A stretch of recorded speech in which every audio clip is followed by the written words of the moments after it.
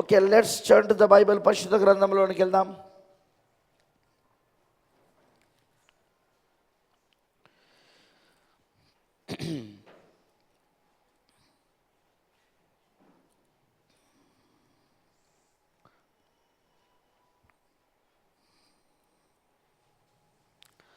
మత్తయి సువార్త 1వ అధ్యాయము.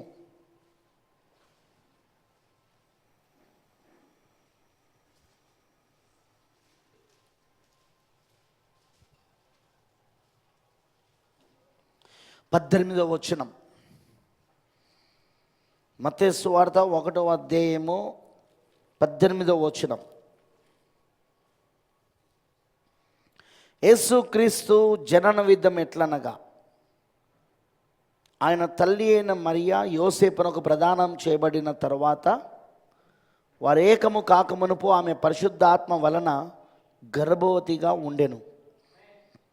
ఆమె భర్త అయిన యోసేపు నీతిమంతుడై ఉండి ఆమెను అవమానపరచనొల్లక రహస్యంగా ఆమెను విడనాడ ఉద్దేశించెను. అతడు ఈ సంగతులను గురించి ఆలోచించుకొనుచుండగా ఇదిగో ప్రభుదూత స్వప్నమందు అతనికి ప్రత్యక్షమై, దావీదు కుమారుడైన యోసేపు, నీ భార్య అయిన మరియను చేర్చుకొనుటకు భయపడకము. ఆమె గర్భము ధరించినది పరిశుద్ధాత్మ వలన కలిగినది. ఆమె ఒక కుమారుని కనును, తన ప్రజలను వారి పాపముల నుండి ఆయనే రక్షించును గనుక ఆయనకు యేసు అను పేరు పెట్టుదువనెను. ఇదిగో కన్యక గర్భవతి కుమారుని కనును, ఆయనకు ఇమ్మానుయేలు పేరు పెట్టుదురు అని ప్రభు తన ప్రవక్త ద్వారా, ఎవరి ప్రవక్త? యెషయా 7:14 7:14 తన ప్రవక్త ద్వారా పలికిన మాట నెరవేరినట్లు ఇదంతయు జరిగేను. ఇమ్మానుయేలు పేరునకు భాషాంతరమున దేవుడు మనకు తోడని అర్థం.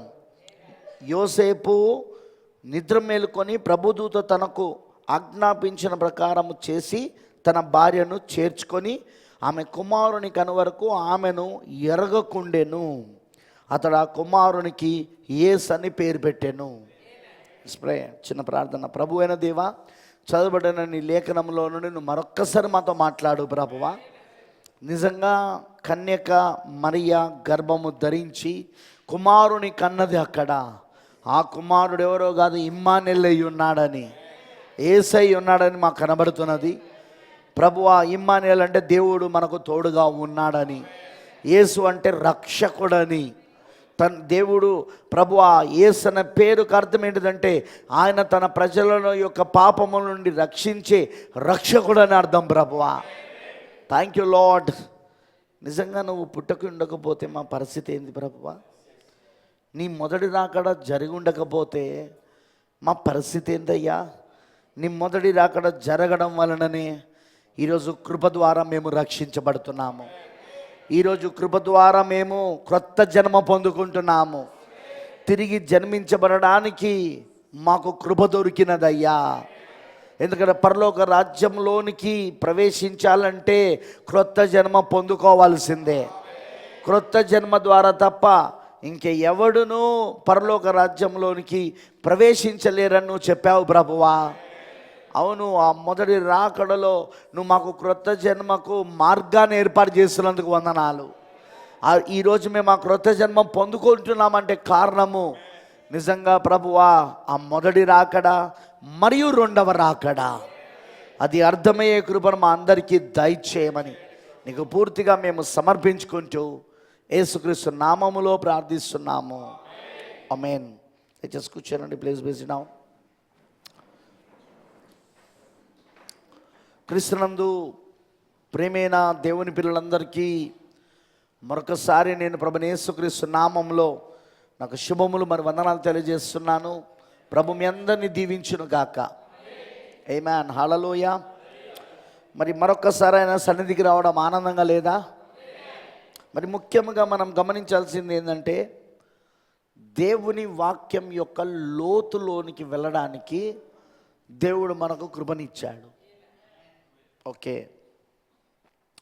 ఇప్పుడు మొదటి రాకడలో యేసుక్రీస్తు కన్యక మరియ గర్భంలో జన్మించే దాని గురించి మనం చదివినాం.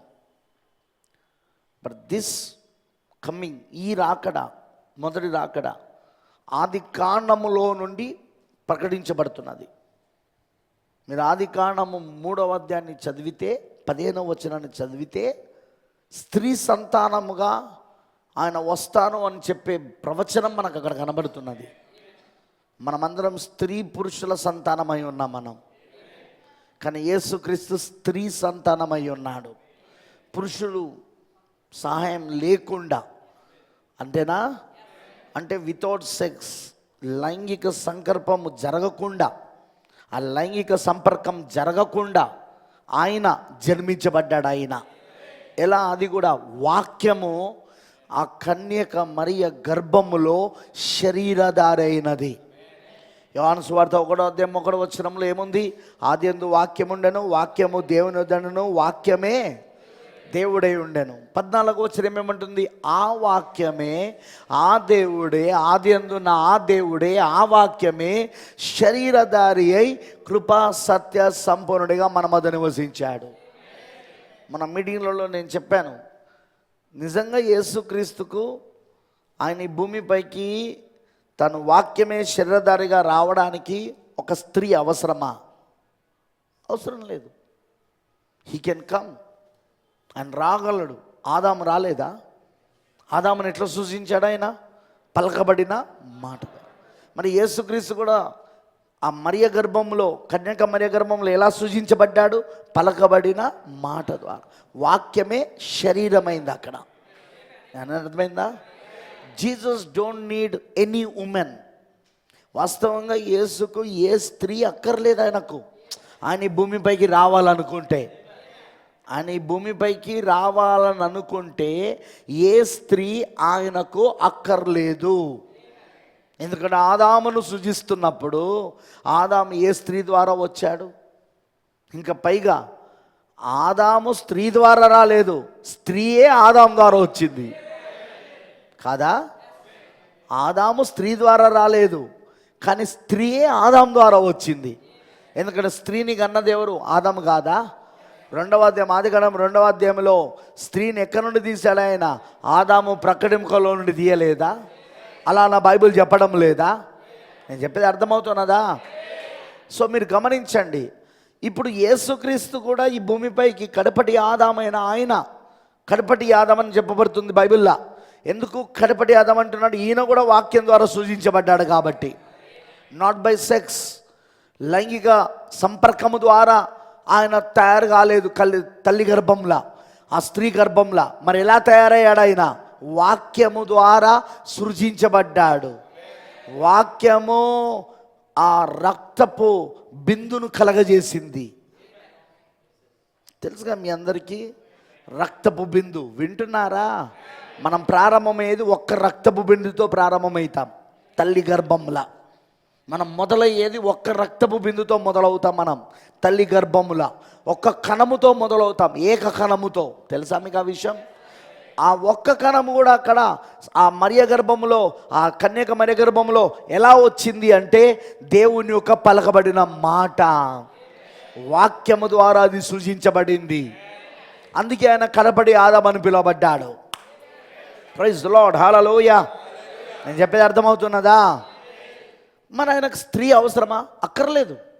కానీ ఎందుకు ఆయన స్త్రీ ద్వారా రావాల్సి వచ్చిందంటే, ఏ స్త్రీ గర్భాన్నైతే ఆది పాపములో సర్పము వాడుకొని తన సంతానాన్ని తీసుకొచ్చాడో, ఏ స్త్రీ గర్భం ద్వారానైతే అక్కడ పాపము మరణము 2 వచ్చినాయో, ఆమేన్. ఇప్పుడు అదే స్త్రీ గర్భాన్ని దేవుడు వాడుకొని దేవుని కుమారుని ఆ స్త్రీ గర్భం ద్వారా తీసుకొచ్చి పాపమునకు క్షమాపణ, మరణము నుండి నిత్య జీవంలోనికి దాటించడానికి, నిత్య జీవాన్ని తీసుకురావడానికి దేవుడు ఆ స్త్రీ గర్భాన్ని వాడుకుంటున్నాడు ఆయన. అందుకే తిమోతి పత్రికలో ప్రియులారా, స్త్రీ ప్రసూతి ద్వారా ఆమె రక్షించబడునని అందుకే రాశాడు పౌలు గారు. ప్రసూతి అంటే తెలుసు కదా మీకు? ఏ స్త్రీ ప్రసూతి? యేసుక్రీస్తు ఆమె గర్భంలో నుండి జన్మించడం ద్వారా ఆమెకు రక్షణ కలుగుతూ ఉన్నది. అందుకే ఆ స్త్రీ పాపం చేసిన వెంటనే ఆ స్త్రీని బట్టి పురుషుడు కూడా, ఆదాము కూడా పాపంలో పడిపోయాడు. కరెక్టేనా కాదా? ఆదాము కూడా ఆ పాపములోకి ప్రవేశించాడు. ఎవరిని బట్టి? స్త్రీని బట్టి, అవ్వను బట్టి. అవునా కాదా? అప్పుడు వెంటనే ఆయన స్త్రీ సంతానంగా వస్తానన్నాడు. ఆయన 3వ అధ్యాయం 15వ వచనంలా, ఆదికాండం 3:15లో అందుకే స్త్రీ సంతానంగా వస్తానన్నాను ఇప్పుడు ఆయన. ఆమేన్, హల్లెలూయా. నేను చెప్పేది అందరికి అర్థమైందా? సో అందుకే ప్రియమైన దేవుని పిల్లలారా, మనం ఈరోజు చూడాల్సిన ప్రణాళిక ఏంటిదంటే, మొదటి రాకడ ఎట్లా జరుగుతుంది? ఒక స్త్రీ సంతానంగా ఆయన వస్తానన్నాడు. ఎక్కడో చెప్పాడు అది? ఆదికాండం 3వ అధ్యాయం 15వ వచనంలోనే చెప్పాడు. మొట్టమొదటి ప్రవచనం దేవుడే ఆ మొదటి రాకడను గూర్చి మొదటి ప్రవచనాన్ని తెలియజేస్తున్నాడు. ఆయన మొదటి రాకడను గూర్చి మొదటి ప్రవచనం దేవుడే ప్రవచిస్తున్నాడు. ఎలా వస్తానంటున్నాడు? స్త్రీ సంతానంగా వస్తానంటున్నాడు. తర్వాత ప్రవక్త యెషయా వచ్చి కన్యక గర్భము ధరించి కుమారుని కన్నును, అతనికి ఇమ్మానుయేలు పేరు పెట్టబడునని చెప్తున్నాడు. అక్కడ మీరు పట్టుకుంటున్నారో? We have a clarity about first coming. మొదటి రాకడ గురించి మనకు ఒక స్పష్టత ఉంది. ఉందా లేదా? ఆదికాండం 3:15 మొదటి ప్రవచనం. ఆదికాండం 3:15 మొదటి ప్రవచనం. మొదటిసారిగా బైబిల్లో చెప్పబడిన ప్రవచనం మనం చదువుతున్నప్పుడు ఆయన ఎలా వస్తాడంటే స్త్రీ ద్వారా వస్తాడని. యెషయా 7:14లో ఆయన కన్యక ద్వారా జన్మించబడతాడని మనకు తెలుస్తుంది. మరి వాట్ అబౌట్ సెకండ్ కమింగ్? రెండో రాకడ సంగతి ఏంది? దానిపైన ఎంతమంది క్రైస్తవులకి ఈరోజు క్లారిటీ ఉన్నది? దానిపైన ఎంతమంది క్రైస్తవులకి ఈరోజు క్లారిటీ ఉన్నది, స్పష్టత ఉన్నది? దానిపైన ఈరోజు ఎంటైర్ మెసేజ్ పాస్టర్లకు, ఎంటైర్ మెసేజ్ సేవకులకు, విశ్వాసులకు ఎంతవరకు దానిపైన క్లారిటీ ఉన్నది? చాలామందికి లేదు, zero. Because the think that వాళ్ళు అనుకుంటారు రెండవ రాకడ అంటే, వాళ్ళు ఇలా అనుకుంటున్నారంటే, సంఘ శాఖలు అలానే చాలా ఎంటైర్ మెసేజ్ సంఘాలు ఎవరైతే ప్రకటన 10ని రెండవ రాకడగా నమ్ముతలేరో ఆ ఎంటైర్ మెసేజ్ సంఘాలు, ఆ ఎంటైర్ మెసేజ్ పాస్టర్లు ప్రకటన 10ని రెండవ రాకడగా నమ్మని వాళ్ళందరూ వాళ్ళు ఏమనుకుంటున్నారంటే, వాళ్ళు ఏమని తలంస్తున్నారంటే ప్రియులారా, ఆ సంఘశాఖలు కూడా అదే తలంస్తున్నారు. ఏమనంటే సంఘశాఖలు తలంచేదే వీళ్ళు కూడా తలంస్తున్నారు. సంఘశాఖల కాన్సెప్ట్నే వీళ్ళు తీసుకున్నారు, సంఘశాఖ ఐడియానే వీళ్ళు తీసుకున్నారు. అదేంటిదంటే యేసుక్రీస్తు మధ్యాకాశానికి వస్తాడు, మనమందరం మధ్యాకాశంలోనికి ఎత్తబడతాము, కొనిపోబడతాము, మార్పు చెంది కొనిపోబడతాము. అదే రెండవ రాకడ. మీకు ఏమైనా అర్థమైందా? మీకేమైనా అర్థమైందా? అర్థం కాలేదా? డినామినేషన్స్, సంఘశాఖలు, సంస్థాగత సంఘాలు ప్లస్ ఎంటర్ మెసేజ్లో ఉన్న చాలామంది పాస్టర్లు. ఎవరా పాస్టర్లు, ఎవరా సంఘాలు ఎంటర్ మెసేజ్లో ఉన్నవాళ్ళు? వాళ్ళే ప్రకటన 10వ అధ్యాయాన్ని రెండవ రాకడగా నమ్మని వారు. మేఘారుడిగా క్రీస్తు రావడము అది రెండవ రాకడ నమ్మకపోవడం. మొదటి తెస్సలోనిక 4:16లో ఆర్భాటముతో, ప్రధాన దూత శబ్దముతో, దేవుని బూరతో మొదటిగా ప్రభు పరలోకమును దిగొచ్చును అని చెప్పబడుతున్న దానిని రెండవ రాకడగా నమ్మని వాళ్ళు వింటున్నారా? వాళ్ళందరూ ఏంటిది? వాళ్ళ ప్రాబ్లం ఏంటంటే, వాళ్ళకు రెండవ రాకడ అంటే యేసుప్రభు మధ్యాకాశానికి వస్తాడు, మనమందరము రెప్పపాటున ఆయన దగ్గరికి కొనిపోబడతాము. అలా మనం ఇక్కడ నుండి ప్రపంచంలో అదృశ్యమై ఆయనతో పాటు వెళ్ళిపోయి ఇక పెళ్లి విందులో ఉంటాము. అదే రెండవ రాకడ అని వాళ్ళు అనుకుంటున్నారు. దట్స్ వై ఆ కారణాన్ని బట్టే మొదటి రాకడ కంటే రెండవ రాకడ కన్ఫ్యూజన్ ఎక్కువ ఉంది. నేను చెప్పేది అర్థమవుతుందా? మొదటి రాకడ కంటే రెండవ రాకడ గురించిన కన్ఫ్యూజన్ ఎక్కువ ఉంది, గలిబిలి ఎక్కువ ఉంది. ఇంకోటి చెప్తాను వినండి. మొదటి రాకడ అంత స్పష్టంగా బైబిల్లో రాయబడి ఉన్నా దానిని నమ్మకపోవడానికి కారణం ఏంటంటే, ఆ రాకడ జరిగినా దాన్ని నమ్మలేదు. మీరు మత్తయి సువార్త, మార్కు సువార్త, లూకా సువార్త, యోహాను సువార్త ఈ 4 సువార్తలు యేసుక్రీస్తు జీవిత చరిత్రను చదివితే ఆ రాకడ జరిగినప్పుడున్న సంఘం, అప్పుడున్న సంఘం, ఇజ్రాయెల్ సంఘం ఇప్పటికీ కూడా, అప్పటి నుండి ఇప్పటికి కూడా 2000 సంవత్సరాలు ఇప్పటికీ కూడా వాళ్ళ రాకడ జరిగిందంటే ఒప్పుకోవట్లేదు, వాళ్ళు నమ్మట్లేదు. మొదటి రాకడలో ఏ ప్రవచనాలు నెరవేర్పు జరగాలనో అవన్నీ నెరవేర్పు జరిగినా నమ్మట్లేదు. ఉదాహరణ చెప్తున్నా, యేసుక్రీస్తు మొదటి రాకడలో ఆయన కన్యక గర్భంలో రావాలంటే, తర్వాత అది మరియా అని మనకు తెలిసింది, కానీ యెషయా 7:14లో మరియా అని రాయబడలేదు, కన్యక గర్భం ధరిస్తుంది అన్నది. ఆ ప్రవచనం నెరవేరైపోయినప్పుడు అది ఎవరు అంటే అది మరియా అని మనకు అర్థమైంది. అందుకే మనం కన్యక మరియా అంటున్నాం. కానీ ప్రవచనం నెరవేర్పు జరగకముందు అది మరియా అని ఎవరికి తెలియదు. అది ఆ ప్రవచనం నెరవేర్పు జరగకముందు. కరెక్టేనా కాదా? సో ఇప్పుడు ఆ కన్యక గర్భము ధరించి కుమారుని కనును అనే ప్రవచనం ఉంది. కానీ దానికంటే ముందు, ఆ రాకడకు ముందు, ఆ రాకడను పరిచయం చేయడానికి మలాకి 4వ అధ్యాయము 5-6 వచనాలలో ఏలియాను పంపుతానన్నాడు దేవుడు. అక్కడ ఎవరు పంపుతానన్నాడు? వినబడతలా? ఆ రాకడను పరిచయం చేసేది ఎవరు? ఏలియా రాకడను పరిచయం చేస్తాడు.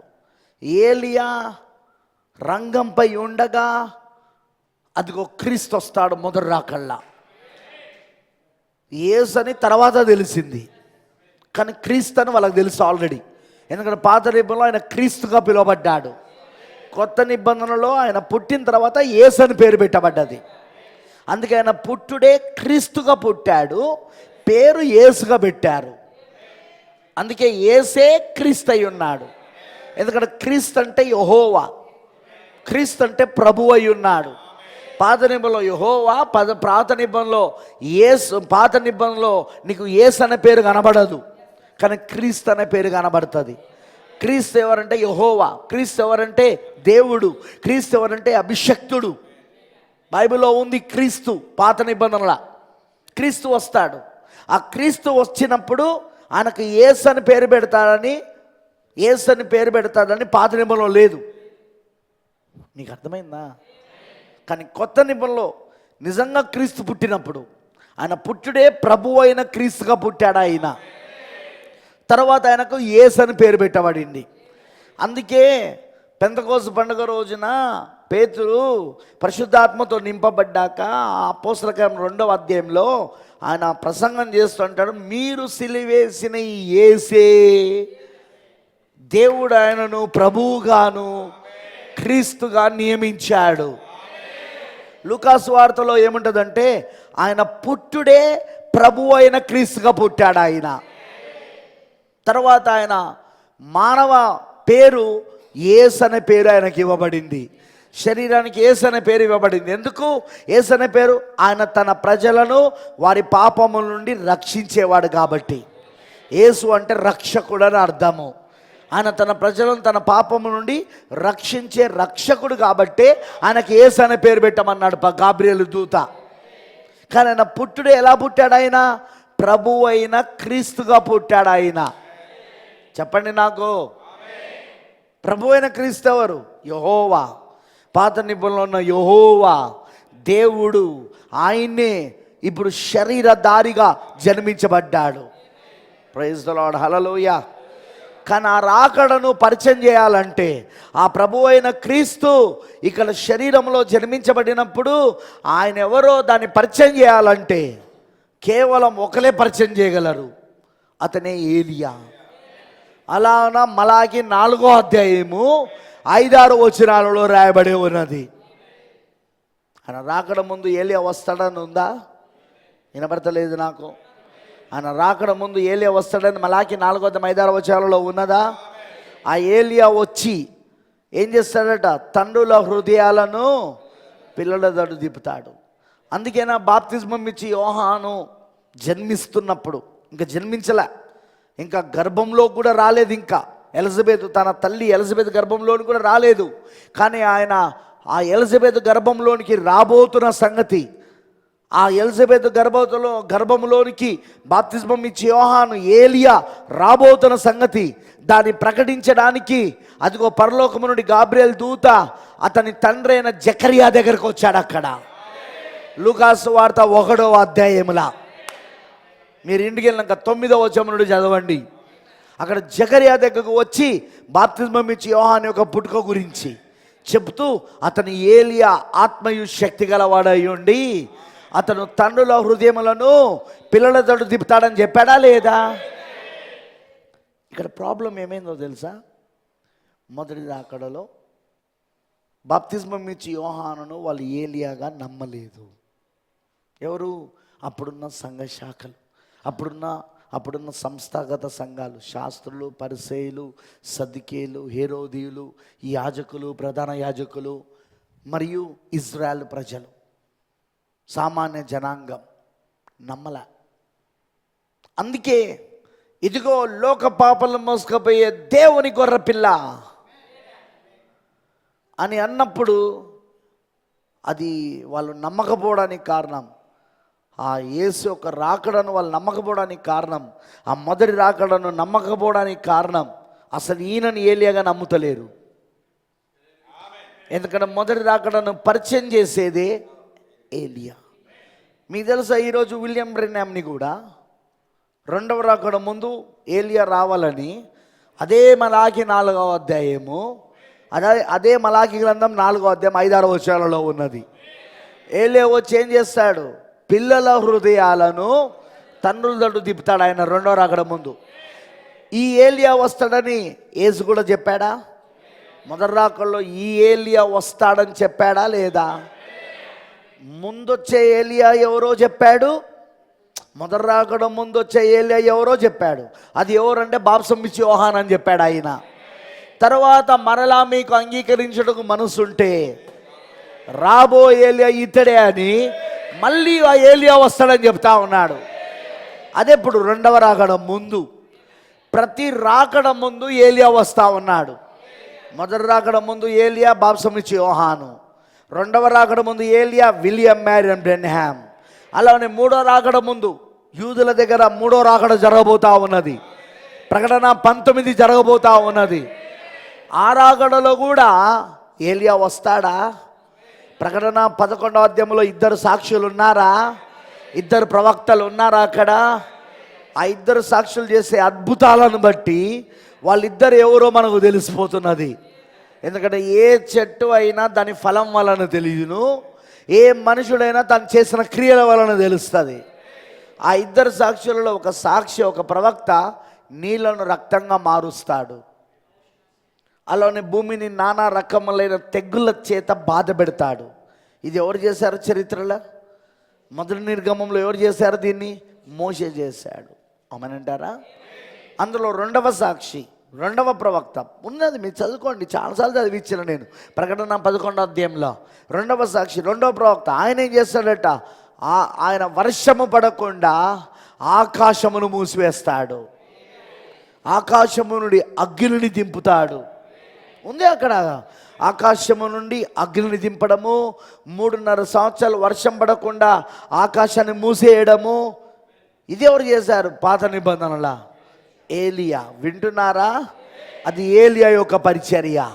అంటే 2 ప్రవక్తలు ఎవరంటే ఇప్పుడు మోషే మరియు ఏలియా. మోషే ఇజ్రాయేలులకు ధర్మశాస్త్రమును ఇచ్చినవాడు. యేసుతో వాదించేటప్పుడు మీరు చూడండి, మోషే మోషే మోషే అంటారు వాళ్ళు. కానీ యేసు ఆ మోషేనే నా వంటి ఒక ప్రవక్త వస్తాడని చెప్పాడు. అది నేనే అని ఆయన చెప్పాడు అక్కడ. అయినా వారు గురుడితనంలో ఉండడం వలన అప్పుడున్న ఇజ్రాయెల్ సంఘము గుడ్డిదై ఉన్నది. అది వాళ్ళు గుడ్డివారు అయ్యారని యేసు చెప్పాడు. గుడ్డివారికి త్రోవ చూపిస్తే 2 వెళ్ళి గుంటలో పడతారు. గుడ్డివారికి మీ నాయకులు గుడ్డివారే, మీరు మీ నాయకులను వెంబడిస్తున్న మీరు గుడ్డివారే అన్నాడు ప్రభు అక్కడ. అంటే ప్రజలు గుడ్డివారే, ఆ ప్రజలకు నాయకుడుగా ఉన్న వాళ్ళు గురుడివారే. ఇద్దరు గుంటలో పడతారన్నాడు ఆయన.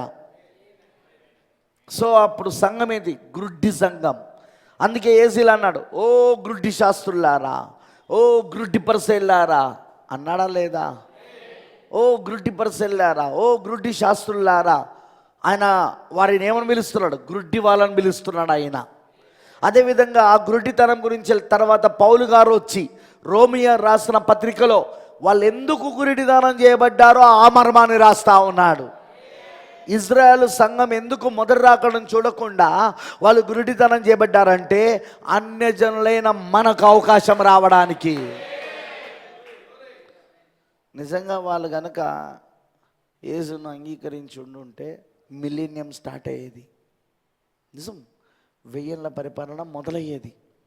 ఎందుకంటే 1000 ఏళ్ల పరిపాలన ఇజ్రాయేలులు ఆయనను రాజులకు రాజుగా, ప్రభులకు ప్రభువుగా, దావీదు కుమారుడిగా, రాజులకు రాజుగా, ప్రభులకు ప్రభువుగా, దావీదు కుమారుడిగా, దావీదు సింహాసనం పైన యెరూషలేములో, దావీదు సింహాసనం ఎక్కడ ఉంది?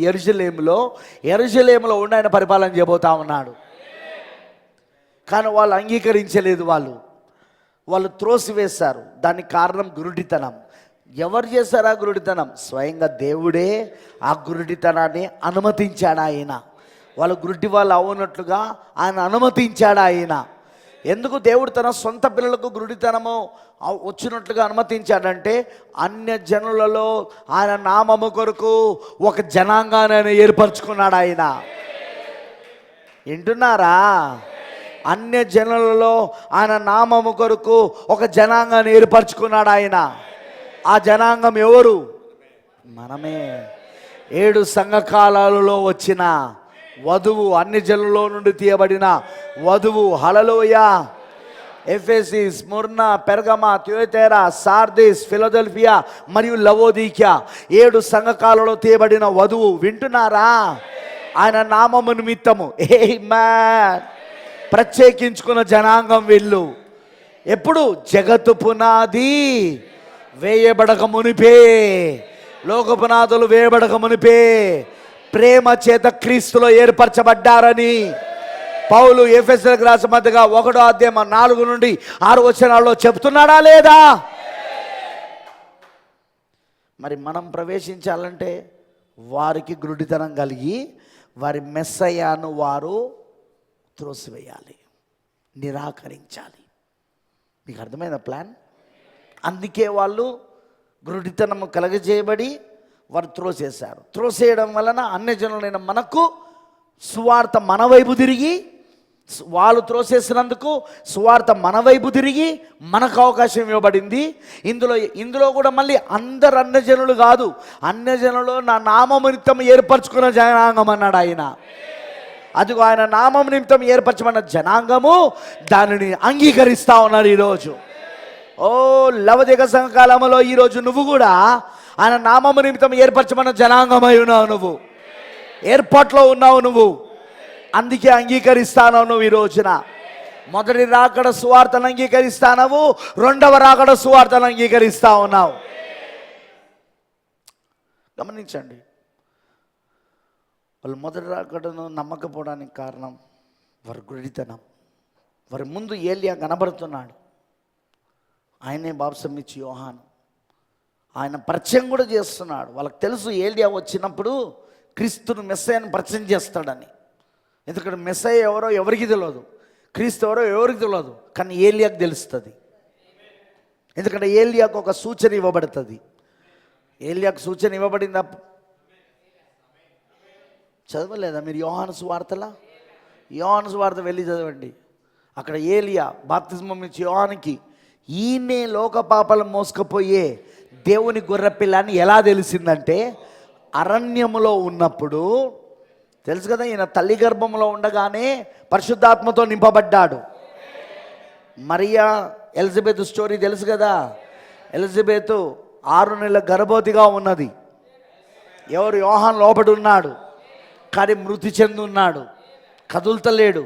కానీ మరియ వచ్చి ఎప్పుడైతే ఆ దూత వర్తమానాన్ని, ఏది గాబ్రియల్ దూత వర్తమానాన్ని, తనకు కలుగుతున్న వర్తమానాన్ని చెప్పిందో, తనకు సంబంధించిన వర్తమానాన్ని చెప్పిందో అందులో యేసు అనే పేరు నువ్వు పెట్టుదువు అని చెప్పేసి ఆ దూత చెప్పిన మాట మొట్టమొదటిసారిగా మానవ పెదవుల్లో నుండి ఎప్పుడైతే వినబడిందో, ఆ పేరు యేసు అనే పేరుతో విన్న వెంటనే అదిగో ఆ ఎలిజబెత్ గర్భములోన యోహాను గంతులేయడం మొదలుపెట్టాడు. ఎలా? పరిశుద్ధాత్మతో నింపబడ్డది ఆమె.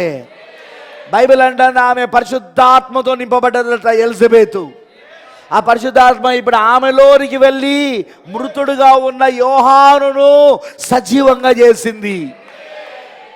యోహాను గంతులేయడం మొదలుపెట్టాడు. పరిశుద్ధాత్మతో నిండుకొనిన వాడై, తల్లి గర్భములోనే పరిశుద్ధాత్మతో నిండుకొనిన వాడై గంతులేశాడు. ఈ మాట దూత ఆల్రెడీ అదిగో బాప్సమిచ్చి యోహాను తండ్రి అయిన జకర్యాకు చెప్పాడు కూడా. అక్కడ ఇంటికి వెళ్ళినాక చదువుకోండి. లూకాసు వార్త 1వ అధ్యాయంలో 9వ వచనం చదివితే, తల్లి గర్భము మొదలుకొని పరిశుద్ధాత్మతో నింపబడిన వాడే అని ఉంటుంది. అక్కడ దూత చెప్తాడు ఆ మాట. ఆ మాట నెరవేర్చడానికే ఇదిగో 6 నెలల తర్వాత 6 నెలల వరకు, అందుకే యోహాను మృతుడుగా ఉన్నాడు. తల్లులు మీకు తెలుసు కదా అండి, లోపట బిడ్డ కదులుతూ ఉంటాడా లేదా గర్భంలో? చెప్పండి నాకు. మీకు తెలిసిపోతూ ఉంటుంది లోపల గర్భం. డాక్టర్ కూడా కొన్నిసార్లు ఎన్నిసార్లు చుట్టూ తిరుగుతున్నాడో అది కూడా చెప్పమంటాడు. అవునా లేదా? అప్పుడు బేబీ యాక్టివ్గా ఉందా లేదో చెప్తా ఉంటారు. 6 నెలలైనా కదలికలు లేవంటే లోపల ఉన్న శిశువు మృతమై ఉన్నదన్నమాట. ఏ ఫీలింగ్స్, ఏ కదలికలు, ఏ ఫీలింగ్స్ ఆమె పొందుకోవట్లేదు. ఎవరు? ఎలిజబెత్. అందుకే ఆమె గర్భవతిని ఎవరికి తెలియకుండా చాటుగా ఉన్నది ఆమె. అప్పటికే ఆమె గొడ్రాలు ముసలిది. అప్పటికే ఆమె ముసలిది. తెలుసా మీకు? వృద్ధురాల ఆమె. ఆమె వృద్ధురాల ఆమె గొడ్రాలై ఉన్నది. ఆమె బహుకాలము గడిచిన వృద్ధులను ఉంటుంది బైబిల్లో. ఎవరెవరు? జకరియా మరియు ఎలిజబెతులు బహుకాలము గడిచిన వృద్ధులై ఉన్నారు. ఆమె వృద్ధురాల ఆమె. అప్పటికే అందరూ ఆమెను గొడ్రాలని అవమానపరుస్తున్నారు. మళ్ళీ ఇప్పుడు గర్భవతి అయిన తర్వాత లోపల బిడ్డ కదలకపోతే ఇంకెట్లుంటుంది చెప్పండి ఆమెకు. అందుకే ఎవరికి కనబడకుండా దాచుకుంటా ఉన్నదట. కానీ మరియా వచ్చి దూత వర్తమానాన్ని ప్రకటించిందో లేదో, యేసు అనే పేరు పలికిందో లేదో, పరిశుద్ధాత్మతో ఆమె నింపబడి ఆమె గర్భములో ఉన్న శిశువు, అదే బాప్సమిచ్చి యోహాను కూడా పరిశుద్ధాత్మతో నింపబడి గంతులు వేయడం మొదలుపెట్టాడు. దూత చెప్పిన ప్రవచనము ఇప్పుడు జకర్యాతో తండ్రితో చెప్పిన ప్రవచనం నెరవేరు జరిగింది. అక్కడ ఆయన పుట్టుడే పరిశుద్ధ ఆత్మను కలుగుండి పుట్టాడు ఆయన. ఎవరు? బాప్తిజమం ఇచ్చు యోహాను పరిశుద్ధాత్మను కలుగుండి పుట్టాడు. అతనికి పరిశుద్ధాత్మ ఎప్పుడు వచ్చింది? 6 నెలల వయసులో ఉన్నప్పుడు వచ్చింది. తల్లి గర్భములో 6 నెలల పిండంగా ఉన్నప్పుడు వచ్చింది. 6 నెలల వయసులో ఉన్నప్పుడు వచ్చింది. ఆయన పరిశుద్ధాత్మతో పుట్టిన తర్వాత బైబిల్ అంటాను 9 సంవత్సరాల వయసుకు వచ్చినప్పుడు పరిశుద్ధాత్మ ఆయన అరణ్యంలోకి తీసుకెళ్ళాడు. ఎందుకు? అరణ్యం ఎల్లప్పుడూ కూడా యెహోవా ప్రవక్తలకు యెహోవా పాఠశాల అది. అందుకే మోషే ఎక్కడి నుండి వచ్చిండు? అరణ్యంలో నుండి. పుట్టి పెరిగింది ఐగుప్తులో అయినా రాజభవనంలో అయినా దేవుడు ఎక్కడికి పంపించాడు? అరణ్యంలోనికి, మిద్యాన్ అరణ్యంలోనికి 40 సంవత్సరాలు. మోషే ఎక్కడి నుండైనా వచ్చింది? ఏలియా ఎక్కడి నుండి వచ్చాడు? అరణ్యంలో నుండి. ఎలీషా ఎక్కడి నుండి వచ్చాడు? అరణ్యంలో నుండి. చాలామంది ప్రవక్తలు ఎక్కడి నుండి వచ్చారు చెప్పండి? అరణ్యంలో నుండి. అవునంటారా? ఎందుకు? అరణ్యం ఏంటిది? అరణ్యం ఎల్లప్పుడూ యెహోవా పాఠశాల. ఎవరికి? ప్రవక్తలకు. మనం పోయినామంటే ఇప్పుడు నక్సలైట్ అని పోలీసు వాడు చంపుతాడు, పోలీసు వాడు అని చెప్పి నక్సలైట్ చంపుతాడు. అలా ట్రై చేయకండి. యెహోవా పాఠశాలకు పోతానని చెప్పి. అది ప్రవక్తలకు, అది మనకు కాదు. అర్థమైందా? అందుకే మన ప్రవక్త విలియం బ్రాన్హాం ఏలియా చిన్ననాటి నుండి ఎక్కువగా ఎక్కడ ఉండేవాడు? ఆయన అరణ్యములో ఉండేవాడు. చదవండి ఆయన జీవిత చరిత్ర. తెలుసా మీకు ఆ విషయం? మొట్టమొదటిసారిగా ఆయన ప్రభుని కలుసుకున్నది కూడా అరణ్యంలోనే. దూతను కలుసుకున్నది కూడా అరణ్యంలోనే.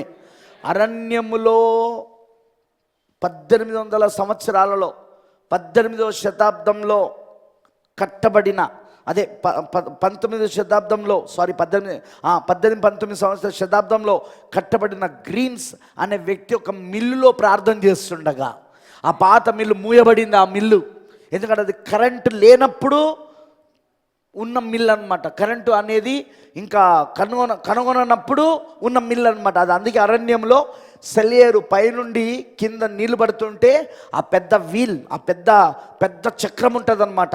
ఆ చక్రం ఆ నీళ్ళ యొక్క ఆ పైనుండి, ఆ కొండపై నుండి ఆ నీళ్లు పడుతూ ఉంటే అప్పుడు ఆ చక్రం తిరగడం వలన కరెంటు ఉత్పత్తి అయ్యేది అక్కడ. అలా వాళ్ళు ఆ మిల్లును వాడేవాళ్ళు. కానీ కరెంటును కనుగొన్న తర్వాత ఇక వాళ్ళు మిల్లును ఆపేశారు. అవసరం లేదు ఇక వాళ్ళకి అది. ఎందుకంటే పట్టణాలలో ఊర్లలోనే మిల్లులు స్థాపించడం మొదలుపెట్టారు. అలా పాడుబడిన మిల్లులో, ఆ అరణ్యంలో ఉన్న మిల్లులో ప్రవక్త బ్రెన్హామ్ గారు చిన్నప్పటి నుండి అక్కడికి వెళ్ళడం ఆయనకు అలవాటు. దూతను ఎక్కడ కలుసుకున్నాడు? ఆ పాత గ్రీన్ మిల్లులో కలుసుకున్నాడు. 1946 మే 7వ తారీఖున 1946 మే 7వ తారీఖున దూతను ఎక్కడ కలుసుకున్నాడు ప్రవక్త గారు? చెప్పండి. ఆ పాత గ్రీన్ మిల్లులో కలుసుకున్నాడు. అరణ్యం. ప్రవక్త ఎక్కువగా తన పాఠాలు ఎక్కడ నేర్చుకున్నాడు? ఆయన అరణ్యంలో. ప్రవక్త అంటాడు, అందుకే ఈ రాయబడిన బైబిల్ లేకపోయినను నేను దేవుడు ఉన్నాడని నమ్మేవాణ్ణి. ఎలా అంటే ప్రకృతిలో దేవుడు ఉన్నాడు. నేను ఎక్కువగా ప్రకృతికి దగ్గరగా జీవిస్తున్న వాడిని. చిన్ననాటి నుండి నేను ప్రకృతికి చాలా దగ్గరగా బ్రతికిన వాడను. హల్లెలూయా. బ్రదర్ బ్రెన్హామ్, ఎందుకు నువ్వు అలా పట్టణాలలో, నాగరికత కలిగిన పెద్ద పట్టణాలలో, పెద్ద సంస్కృతి కలిగిన పట్టణాలలో నువ్వెందుకు లేవు? నువ్వెందుకు ఎక్కువ చిన్నప్పటి నుండి అరణ్యంలోనికే దేవుడు నిన్ను నడిపించాడంటే ఆయన కూడా యెహోవా ప్రవక్త కాబట్టి, ఆయన కూడా ఏలియా కాబట్టి. గమనిస్తున్నారా మీరు నేను చెప్పేది? స్వభావాన్ని పట్టుకోవాలా మనం. అది ఇప్పుడు బాప్తిసం ఇచ్చి యోహాను 9వ సంవత్సరం వయసులో తాను పరిశుద్ధాత్మ చేత తాను అరణ్యంలోనికి కొనిపోబడి 21 సంవత్సరాలు అరణ్యంలోనే ఉండి ప్రపంచ నాగరికతకు దూరముగా, ప్రపంచ దేశాలకు, నాగరికతకు, సంస్కృతికి దూరంగా ఒక అడవి మనిషి వలె బతకడం మొదలుపెట్టాడు అక్కడ. అందుకే తన డ్రెస్ చూస్తే తోలు దట్టి, అవునా? మత్తయి సువార్త 3వ అధ్యాయంలో ఉంటుంది అది. తోలు దట్టి కట్టుకున్నాడు. తన ఆహారం చూస్తే మిడతలు మరియు తేనె. కరెక్టేనా? వినబడతలేదు నాకు.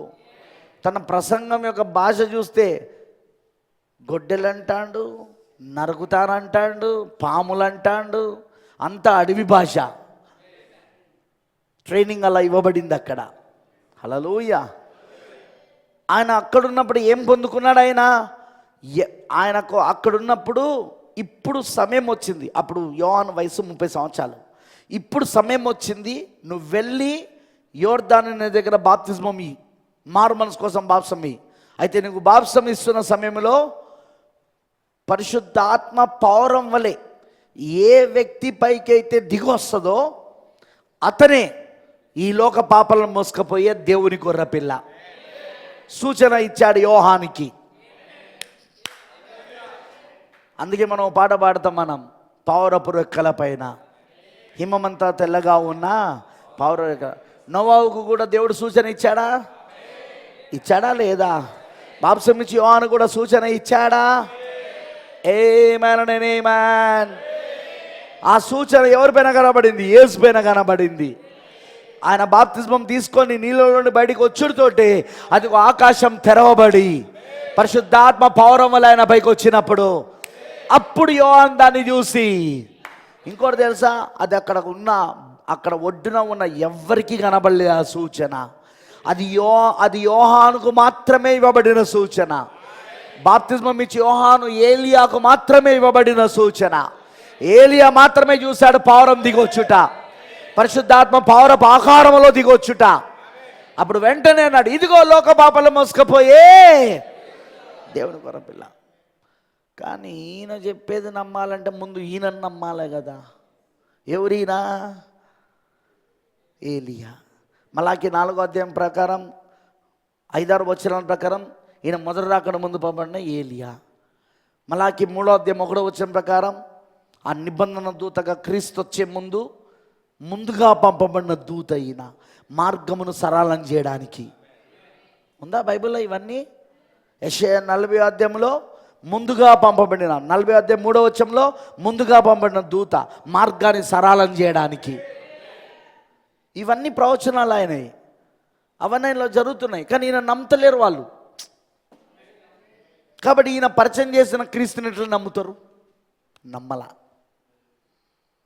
ఈరోజు కూడా రెండవ రాకడ నమ్మాలంటే ముందు ఏలియాని నమ్మాలి.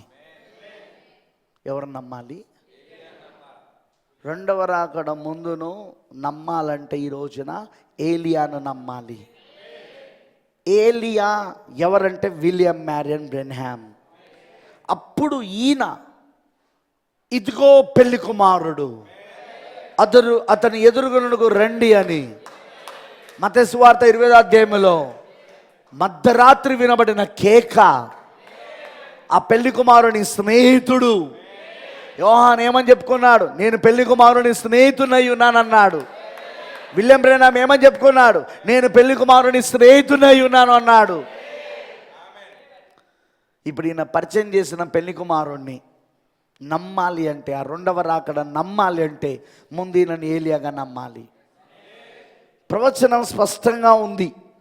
మత్తయి సువార్త 24 27, 28, 30 వచనాలలో ఆయన ఏకైక మనిషి కుమారుడిగా వస్తాడని, అన్యజనుల కాలం ఒక ముగింపులో ఆయన ఏకైక మనిషి కుమారుడిగా వస్తాడని ఆయన ప్రవచించాడు. అక్కడ ఆయన లూకాసు వార్త 17 26 నుండి 30 వచనాలలో ఆయన ఇవి నోవా దినాల వలె, లోతు దినాల వలె ఉండునని, ఆయన మనిషి కుమారుడుగా ప్రత్యక్షమవుతానని ఆయన స్పష్టంగా చెప్పాడు. ఆయన అక్కడ రెండవ రాకడను కూర్చిన ప్రవచనాలు ఇవి. ఆయన మేఘారుడిగా వస్తాడని ప్రకటన 1:8 చెప్పబడతా ఉన్నది. 8 అని అనుకుంటా, నేను మేఘారుడిగా వస్తాడని. హల్లెలూయా. అలానే అపోస్తల కార్యం 1 ఆయన మొదటి రాకళ్ళు ఆరోహణమై వెళ్ళేటప్పుడు అక్కడ కూడా ఏమని చెప్పబడింది? 9 ఏ రీతిగా యేసు ఇక్కడ నుండి భూమి మీద నుండి పరలోకమునకు కొనిపోబడ్డాడో ఆ రీతిగానే తిరిగి వస్తాడు. ఆయన ఏ రీతిగా పోయాడు? ఆయన మేఘము ధరించుకొని వెళ్ళాడు ఆయన. సో ఆ రీతిగానే వస్తాడంటే అర్థం ఏంటిది? మరలా మేఘం ధరించుకొని వస్తాడు.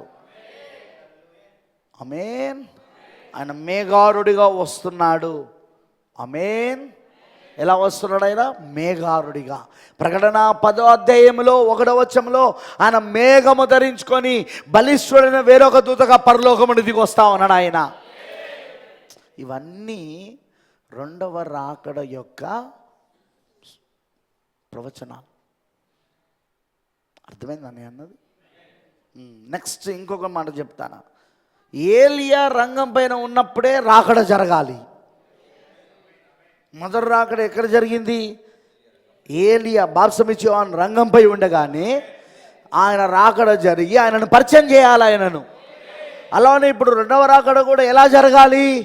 ఏలియా రంగంపై ఉండగానే ఆయన రాకడ జరిగి ఆయనను పరిచయం చేయాలి. మళ్ళీ మత్తయి సువార్త 24 ఆయన రాకడను కూర్చిన సూచనలు ఏంటని శిష్యులు అడిగినప్పుడు అందులో ఏమని చెప్పాడు ఆయన? అందులో ఆ సూచనలో ఒక సూచన ఏమని చెప్పాడు? అంజూరపు చెట్టును కూర్చిన ఉపమానము నేర్చుకొనుడి. అంజూరపు చెట్టు చిగురించినప్పుడు దాని కొమ్మలు లేతగా ఉన్నప్పుడు అది వసంతకాలం అని తెలుసు కదా. అదే విధముగా ఆయన ద్వారము దగ్గర నిలబడి ఉన్నాడు. ఎక్కడ ఇప్పుడు లవదిక సంకాలంలో ఎక్కడ నిలబడ్డాడు? ఆయన ద్వారం దగ్గర నిలబడ్డాడు. ఆయన రాకుండా ఎట్లా నిలబడతాడు? ద్వారం దగ్గర. ఆయన రాకుండా ఎలా నిలబడతాడు? ద్వారము దగ్గర. మీకు అర్థమవుతుందని అన్నది? ఎవడైనాను నా స్వరము విని, ఇదిగో నేను ద్వారమునొద్ద నిలబడి తట్టుచున్నాను. ఎవడైనాను నా స్వరము విని, ఏం విని? వాక్యము విని. రాకడ ఏంటిది? ఇది వాక్య రాకడా. వాక్య రూపంలో వచ్చిన రాకడా, స్వరము రూపంలో వచ్చిన రాకడా, థియోఫనీలో వచ్చిన రాకడా, వాక్య దేహంలో వచ్చిన రాకడా. అందుకే ఏమని పిలిచాడు ఏమని అన్నాడు, ఈ మెల్కీసెదెకు ఎవరనే వర్తమానంలో 3 మాటలు వాడాడు ప్రవక్త. 3 మాటలు. కింగ్ జీసస్, ఏంటిది? రాజైన యేసు, కింగ్ జీసస్. కింగ్ థియోఫనీ, రాజైన థియోఫనీ. కింగ్ వర్డ్, రాజైన వాక్యము. ఈ రెండవ రాకడ ఎలా ఉండబోతున్నది? కింగ్ జీసస్, రాజైన యేసుగా, కింగ్ థియోఫనీ, రాజైన థియోఫనీగా, మరి కింగ్ వర్డ్, రాజైన వాక్యముగా వస్తున్నాడు ఆయన. ఇది ఆయన వాక్య రాకడై ఉన్నది, స్వరము రాకడై ఉన్నది. ఎవడైనడు నా స్వరము విని తలుపు తీసిన ఎడల నేను వానితోనూ వాడు నాతోనూ కలిసి భుజిస్తాము. అదే ప్రభురాత్రి భోజనం, సహవాసం. సహవాసం ఎవరితో? మెల్కీసెదెకుతో. మొన్న చెప్పాను పోయిన మీటింగ్లో, ఏది ప్రభురాత్రి భోజనంలో, మెల్కీసెదెకుతో సహవాసం, మెల్కీసెదెకుతో భుజించుట. అర్థమైంది అందరికీ? అర్థమైన వాళ్ళందరూ ఆమేన్ చెప్పాలా? ఇప్పుడు ఈ ప్రవచనాలన్నీ, రెండవ రాకడను గురించిన ఈ ప్రవచనాలన్నీ సంఘశాఖకు తెలియదు, సంస్థాగత సంఘాలకు తెలియదు, ప్లస్ ఎన్టీఎంఎస్లో ఉన్న చాలామంది పాస్టర్లకు తెలియదు, వాళ్ళ సంఘాలకు తెలియదు. అందుకే వాళ్ళ యొక్క బోధ ఏదైతే రెండవ రాకడ గురించి నేర్చుకున్నారో ఆ బోధ వాళ్ళను గుడ్డితనాన్ని కలగజేసింది. ప్రాఫెట్ ఏమన్నాడు? బోధయే గుడ్డితనాన్ని కలిగిస్తుంది. సరే, ఇప్పుడు ఈ దినాలు లోతు దినాలు వంటివి అన్నాడా? లోతు దగ్గరికి ఆ 2 దూతలు వెళ్ళారా? ఆదికాండం 19లో వెళ్ళారా? వాళ్ళందరికీ, సొదొమ గొమొర్రాలో ఉన్న వాళ్ళందరికీ గుడ్డితనం కలిగజేసింది ఈ దూతలేనా? ద్వారము కనబడకుండా, ద్వారము దొరకకుండా గుడ్డితనం కలగజేసింది ఎవరు చెప్పండి? దూతలుగా. చదవండి మీరు ఇంటికి పోయినాక, ఆదికాండం 19 100 సార్లు చదవండి. అది ప్రతి మాట గుర్తుపెట్టుకోనండి. ఆ ద్వారము వారికి కనబడకుండా వారికి గురుడితనం చేత ముత్తింది ఈ దూతలే. ప్రవక్త ఏమన్నాడో తెలుసా? ఆ దూతలు ఎవరో కాదు, అక్కడ బిల్లీ గ్రామ్ మరియు ఓరల్ రాబర్ట్. ఇప్పుడు వాళ్ళ వర్తమానం ఏం చేసిందంటే, ప్రపంచంలో ఉన్న ఈ యొక్క నామకార్థ సంఘాలను, పెంతెకోస్తు సంఘాలను, బిల్లీ గ్రామో నామకార్థ సంఘాలకు వర్తమానికుడు, ఓరల్ రాబర్ట్సో పెంతెకోస్తు సంఘాలకు వర్తమానికుడు. ఈ 2 రకాల సంఘాలు, నామకార్థ సంఘాలు అలానే పెంతెకోస్తు సంఘాలు, ఈ 2 వర్తమానికుల బోధ వారికి మార్గమును కనుగొనకుండా, ద్వారమును కనుగొనకుండా అది వారికి గుడ్డితనం కలగజేసింది. ఇంకో మెసేజ్ అన్నాడు, ఈరోజు బోధయే, సంఘశాఖ బోధయే, సంస్థాగత సంఘాల బోధయే జనులకు ఆత్మీయ గురుడితాన్ని కలగజేస్తా ఉన్నది. అర్థమైంది అందరికీ? ఎందుకు? ద్వారాన్ని కనుగొనకుండా. ద్వారం ఎవరు? యేసుక్రీస్తు. ద్వారం యేసుక్రీస్తేనా? ఐ ఆమ్ ద డోర్, నేనే ద్వారమనై ఉన్నాను అన్నాడు ఆయన. ఆ ద్వారమును కనుగొనియకుండా ఈ బోధల వలన గురుడితనం కలగజేస్తున్నాయి. అందుకే నమ్మలేకపోయారు. నమ్మట్లేదు ఈ రోజున. మొదటి రాకడలో వారి గురుడితనాన్ని వలన వాళ్ళు ఎలా నమ్మలేదో, రెండవ రాకడలో కూడా మరలా గురుడితనం వలన అలా నమ్మలేకపోతున్నారు. అందుకే అక్కడ మొదటి రాకడలో ఏలియాను నమ్మలేదు. ఏలియాను వెంబడిస్తూ వచ్చిన ఏకైక మనిషి కుమారుడు క్రీస్తును, పక్షిరాజును కూడా నమ్మలేదు వాళ్ళు. ప్రవక్తను కూడా నమ్మలేదు. పక్షిరాజు, ప్రవక్త యేసుక్రీస్తు కరెక్టేనా? వాళ్ళు నమ్మలేదు. ఇప్పుడు కూడా మళ్ళా ఏలియాను నమ్ముతలేరు. అక్కడనో ఇజ్రాయెల్ సంఘం మొదటి రాకల్లో ఇజ్రాయెల్ సంఘం, ఇక్కడనో అన్యజనుల సంఘం కరెక్టేనా? అక్కడ వాళ్ళు ఎలాగైతే సంస్థాగత సంఘాలు డినామినేషన్స్, ఎవరు వాళ్ళు? శాస్త్రులు, పరిసయ్యులు, సద్దుకేయులు, ఏరేదులు, వీళ్ళందరూ ఏదో ఉన్నారో వాళ్ళు ఎలా నమ్మలేదో యాజకులు, ప్రధాన యాజకులు, ఈ రోజున కూడా ఈ సంస్థాగత సంఘాలు, ఈ డినామినేషన్స్ ఈ రోజు కూడా దీన్ని నమ్మడం లేదు. కారణం గురుడితనం. అది ఆ మొదటి రాకడ ఇజ్రాయేల్ యొక్క దినముల అంతమై ఉన్నది. అది ఇప్పుడు ఈ రెండవ రాకడ అన్యజనుల యొక్క దినముల యొక్క అంతమై ఉన్నది. ఇది అక్కడ మనిషి కుమారుడుగా వచ్చాడు, ఇక్కడ మనిషి కుమారుడుగా వచ్చాడు.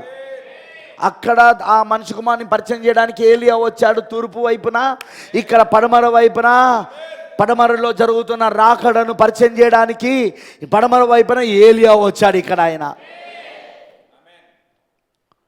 What a wonderful things.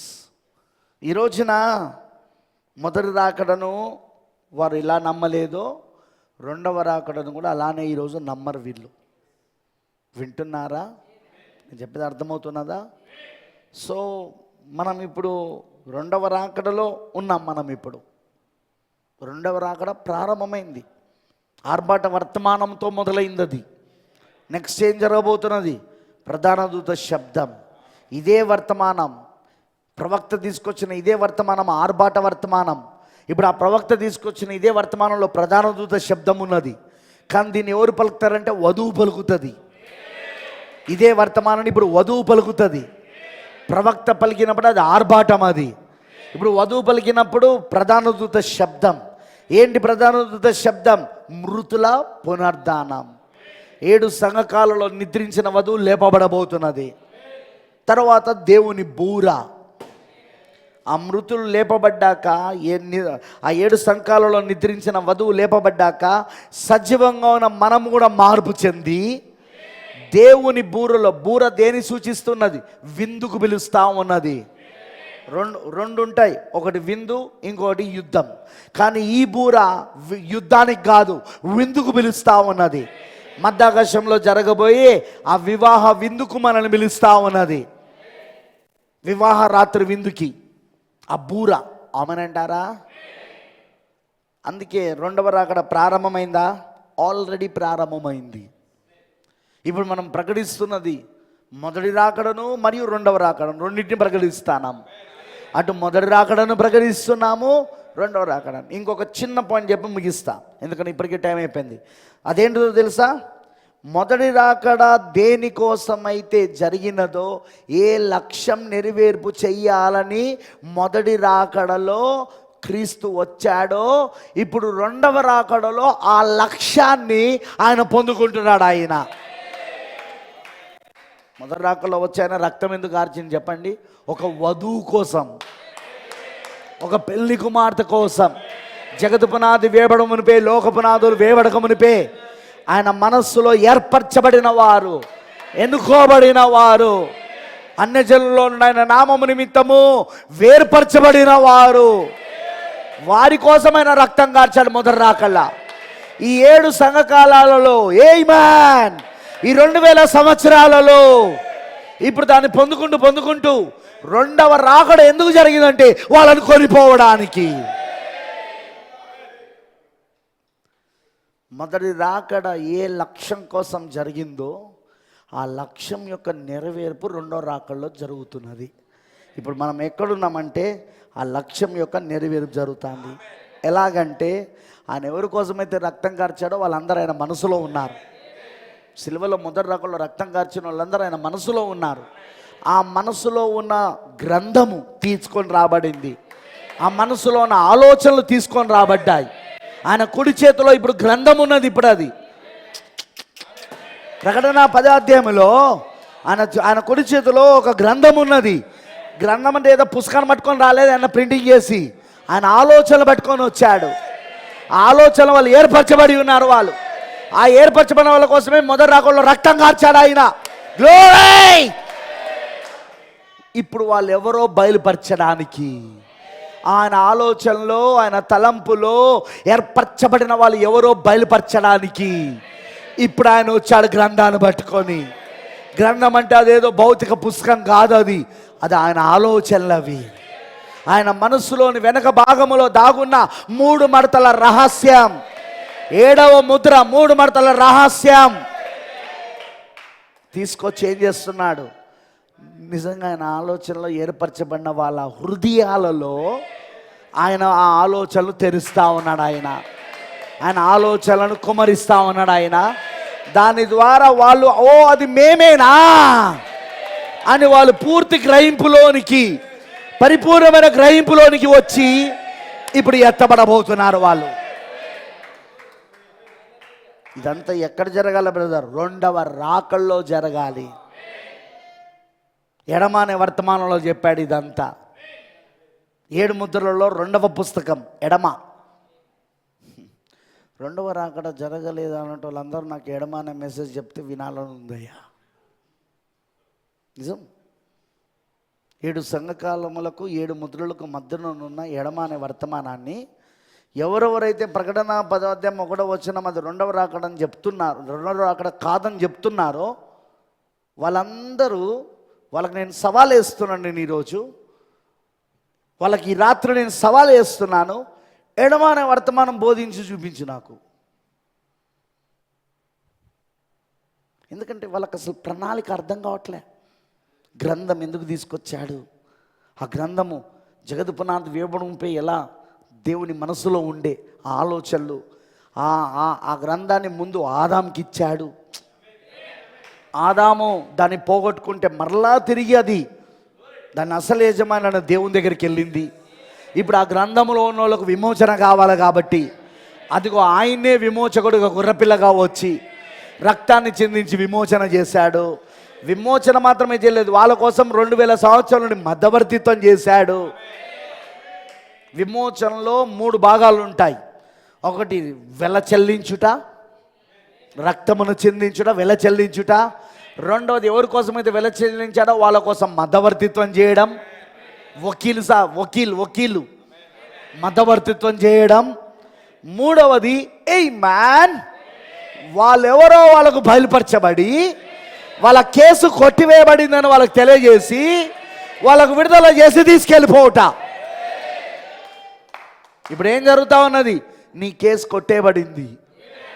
నువ్వు చేసిన పాపాలకన్నిటికీ ఆ కేసు ఏదైతే నీ పైన అపవాది పెట్టాడో ఆ కేసు ఇప్పుడు కొట్టివేయబడిందని చెప్పడమే ప్రకటన 10లో న్యాయాధిపతిగా రావడం. ఆయన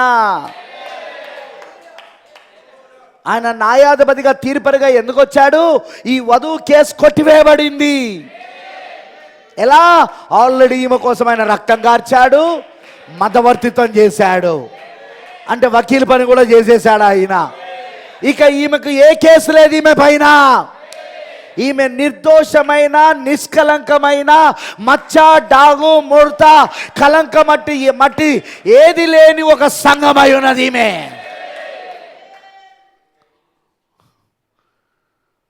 అందుకే ఇప్పుడు మనం త్వరలోనే వెళ్ళిపోబోతున్నాం. పాస్టర్ గారు ఎందుకు ఆలస్యమవుతుంది? ఇంకా కొంతమంది ఉన్నారు ఆ పుస్తకంలో, వాళ్ళకు కూడా బయలుపరచబడాలి కదా. మనకు బయలుపరచబడినట్టే వాళ్ళ కేసు కూడా బయలుపరచబడాలి కదా. వాళ్ళు కూడా రక్షించబడాలి కదా. వాళ్ళు కూడా నీతికరణ, శుద్ధీకరణ, ఆత్మ బాప్తిస్మం పొందుకోవాలి కదా. వారిలో కూడా వాక్యం శరీరధారి కావాలి కదా. ఆత్మ బాప్తిస్మం తర్వాత ఏంటిది?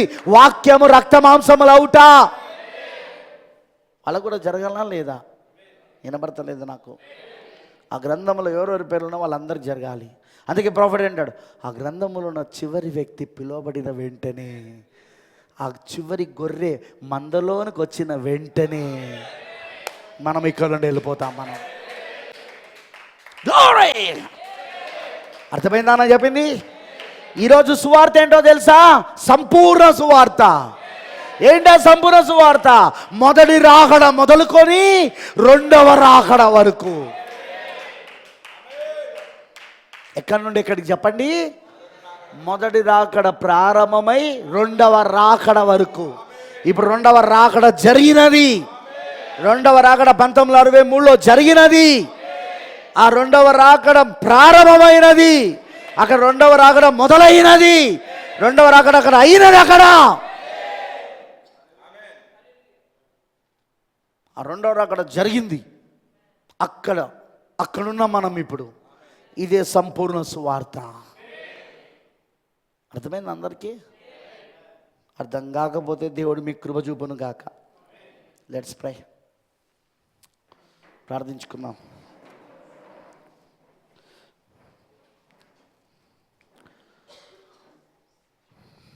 పూర్తిగా దేవునికి సమర్పించుకుందాం.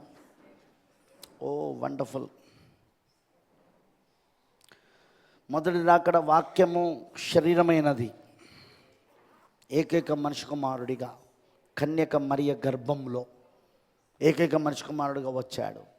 ఇప్పుడు రెండవ రాకడలో కూడా మళ్ళా వాక్యము శరీరమైనది, కానీ ఈసారి ఒక కన్యక మరియ గర్భంలో కాదు, ఒక రక్తమాంస శరీరంలా, ఒక మానవ శరీరంలా. ఆదికాండం 18లో చూపించబడినట్టుగా ఎలోహిం వాక్యం మనిషి కుమారుడు ఒక రక్తమాంస శరీరం ధరించుకొని అబ్రాహాము శారాల దగ్గరికి వెళ్ళినప్పుడు, అదిగో శారా హృదయ రహస్యాలు బయలుపరచబడినప్పుడు, అది నిజంగా మెస్సైన వాళ్ళు గుర్తించినప్పుడు, వాళ్ళిద్దరిని సజీవమైన వాళ్ళిద్దరిని మరలా యవనస్తులుగా మార్చి, మరలా యవన ప్రాయంలోనికి తిరిగి వాళ్ళు మార్చబడి, అదిగో వాగ్దాన కుమారుడైన ఇస్సాకును వాళ్ళు పొందుకోగలిగారు. ఇప్పుడు కూడా అదే చివరి సూచన మనకి ఇవ్వబడినది. మరలా దేవుడు ఎలోహిం మానవ శరీరములో ఏకైక మనిషి కుమారుడు వచ్చి, అదిగో హృదయ రహస్యాలు బయలుపరిచి, ఆ మానవ శరీరం ఎవరో కాదు, విలియం మ్యారన్ బ్రెన్నామ్ అయి ఉన్నాడు. ఆ విలియం మ్యారన్ బ్రెన్నామ్ అనే మానవ శరీరంలో ఎలోహిం వచ్చి హృదయ రహస్యాలు బయలుపరిచి, సజీవంగా ఉన్న మనకు శరీర మార్పు పొందుకొని మన వాగ్దాన కుమారుడైన ఇస్సాకు అదే క్రీస్తుని మనం కలుసుకోబోతున్నాం. మనం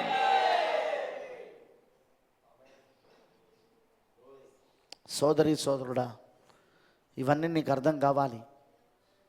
మొదటి రాకడ, రెండవ రాకడ. మొదటి రాకడ ఏ లక్ష్యం కోసం జరిగిందో రెండవ రాకడలో ఆ లక్ష్యం నెరవేరిపోతుంది. ఆ లక్ష్యం నెరవేరిపోతున్న కాలంలో మనం ఉన్నాము. ఆయన లక్ష్యంగా నెరవేర్పు చేస్తుంది మనలోనే. మొదటి రాకడ జరిగింది మన కోసమే. ఆ లక్ష్యాన్ని సాధించాలని ఆయన మొదటి రాకడలో రక్తం చిందించాడు. ఆయన మధ్యవర్తిత్వం చేశాడు రక్తం చిందించాక. ఇప్పుడు ఆయన వారిని ఎవరి కోసమైతే మధ్యవర్తిత్వం చేశారో వారు నిర్దోషులని ప్రకటించి, ఏ దోషం లేని వారు, మచ్చ డాగు ముడత కలంకం అట్టిది మీద ఏది లేని ఒక నిర్దోషమైన నిష్కలంకమైన సంఘమని వారిపైన పెట్టబడిన అపవాది పెట్టిన ఆ పాపపు ఆరోపణలన్నీ కొట్టివేయబడ్డాయని, విమోచన ద్వారా కొట్టివేయబడ్డాయని ప్రకటించి తీసుకుపోవడానికి వచ్చారు ఇప్పుడు ఆయన. అదే రెండవ రాకడ లక్ష్యంలో ఇప్పుడు జరుగుతున్నది. దట్స్ ప్రే. ప్రభువా, ఈ రాత్రికాల సమయంలో ఎంత కృపను మాకు ఇచ్చావు. అవును ప్రభు, ఎంత కృపను మాకు ఇచ్చావు. ఏమని నిన్ను మేము స్తుతించాలి, ఏమని నిన్ను మేము వర్ణించాలి, ఏమని నిన్ను పొగడాలి, ఏమని నిన్ను కీర్తించాలి. ఎందుకంటే ఎంత కీర్తించినా, పొగడినా, స్తుతించిన, ఆరాధించిన తక్కువనే యేసయ్యా. మా ఎడలను చూపిస్తున్న కృపా ప్రేమ అలాంటిది ప్రభువా. అందరూ కృపా ప్రేమ గురించి వెళ్ళి డినామినేషన్లు పాడుతూ ఉంటారు, వాళ్ళ డబ్బు కోసం పాడుతూ ఉంటారు వాళ్ళు. దేవుడు నాకు డబ్బునిచ్చాడు, దేవుడు నన్ను ఉన్నత స్థితిలో పెట్టాడు, దేవుడు నాకు ఆస్తులు ఇచ్చాడు, దేవుడు నాకు ఈ దీవెనిచ్చాడు, ఆ దీవెనని. కానీ అది కాదు ప్రభువా, వధువైన మేము పాడుతున్న కృపా ప్రేమ అది కాదు.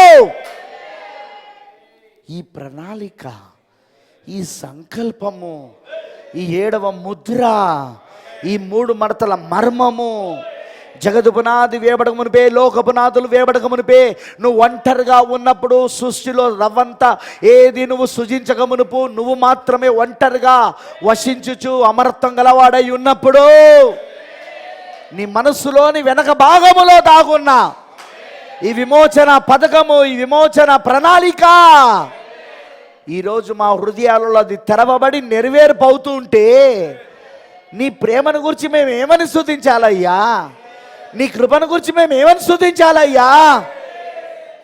బహుశా ఈ రాత్రి తినడానికి మాకు భోజనము లేదు కావచ్చు, వస్త్రహీనత కలిగినా పర్వాలేదు. అవును ప్రభా, కరువులు కలిగినా పర్వాలేదు. కరువులు, వస్త్రహీనతలు, లేకపోతే ప్రభా శ్రమలు, కష్టాలు, వ్యాధులు, ఇవేవి మమ్మల్ని దేవుని ప్రేమ నుండి ఎడబాపలేవని. ఎందుకంటే నువ్వు మాకు చూపిస్తున్న ప్రేమ శాశ్వత ప్రేమ. అది భూ సంబంధమైన, లోక సంబంధమైనది కాదు ప్రభువా. అది లోక వస్తువులతో ఇచ్చేది కాదు ప్రభువా. అందుకే మాకు కరువులు వచ్చినా, మాకు ఖడ్గం వచ్చినా, మాకు ఉపద్రవములు వచ్చినా, మాకు వస్త్రహీనత వచ్చినా, మాకు శ్రమలు వచ్చినా, నిందలు వచ్చినా, అవమానాలు వచ్చినా, మేము ఇంకనూ ఆ కృపను గురించి పాడడానికి కారణం, ప్రభువా భౌతిక సంబంధమైన కావు ప్రభువా మేము పాడడానికి కారణం, అదిగో నువ్వు మా పట్ల జరిగిస్తున్న ప్రణాళిక, నీ ఏర్పాటు, నీ ఎన్నిక, నీ విమోచన పథకము, అదంతా నువ్వు ఎలా నెరవేర్పు చేస్తున్నావో మా జీవితంలో, అది మాకు అర్థమవుతూ ఉంటే మా హృదయమైన గిన్నె పొంగి పొర్లుతున్నదయ్యా, సంతోషముతో గంతులు వేస్తున్నదయ్యా. Thank you Lord, your first coming. నీ మొదటి రాకడ కొరికే వందనాలు, నీ రెండవ రాకడ కొరికే వందనాలు. ఆ రెండు జరిగిన కాలంలో మేమున్నాం ఈరోజు. మొదటి రాకడ 2000 సంవత్సరాల క్రితం జరిగినది, ఇదిగో రెండవ రాకడ 1963లో జరిగినది. త్వరలోనే మేము ఈ భూమిపై నుండి విందులోనికి కొనిపోబడబోతున్నాం. ఇక పూర్తి విమోచనను మేము పొందుకోబోతున్నాం. ఇక శరీర మార్పును పొందుకోబోతున్నాం. ఇక మేము త్వరలోనే పక్షిరాజుల బిడ్డల వల్ల ఎగిరిపోబోతున్నాం మేము. ఆమేన్. త్వరలోనే ఈ డైమెన్షన్స్ని మార్చబోతున్నాం మేము, ఈ పరిమాణాలను మార్చబోతున్నాం శరీర మార్పు పొందుకొని. ప్రభువా ఈ ప్రపంచమునకు సమాంతరంగా ఉన్న మరొక ప్రపంచంలోనికి శరీర మార్పు పొందుకొని వెళ్ళిపోబోయే సమయం దగ్గరలోనే ఉన్నది. కాలము నుండి నిత్యత్వంలోనికి దాటే సమయం. ఇప్పటికే మా ప్రాణాత్మలు దాటేసినాయి. మా ప్రాణాత్మలకు కాలంలో లేవి ఇప్పుడు, అవి నిత్యత్వంలో ఉన్నాయి. ఈ శరీరమే భూ సంబంధమైన శరీరం కాబట్టి, ఇంకా ఇది కాలానికి సంబంధించిన శరీరం కాబట్టి ప్రభువా మేము కాలంలో ఉన్నాము. కానీ ఈ శరీరం కూడా మార్పు చెందబోతున్నది. అప్పుడు మేము ప్రభు అక్షయ శరీరాన్ని పొందుకున్నప్పుడు, అమృత శరీరాన్ని పొందుకున్నప్పుడు, అదిగో అది నిత్యత్వానికి సంబంధించిన శరీరం కాబట్టి మార్పు చెంది మేము నిత్యత్వంలోకి వెళ్ళబోతున్నామయ్యా. సమయం సమీపంగా ఉన్నది. మమ్మల్ని సిద్ధపరచుము తండ్రి. మేము పూర్తిగా నీకు సమర్పించుకుంటూ మమ్మల్ని దీవించి ఆశీర్వదించమని యేసుక్రీస్తు నామములో ప్రార్థిస్తున్నాము. ఆమేన్. ఆమేన్. God bless you all. దేవుడి మీ అందరిని దీవించును గాక.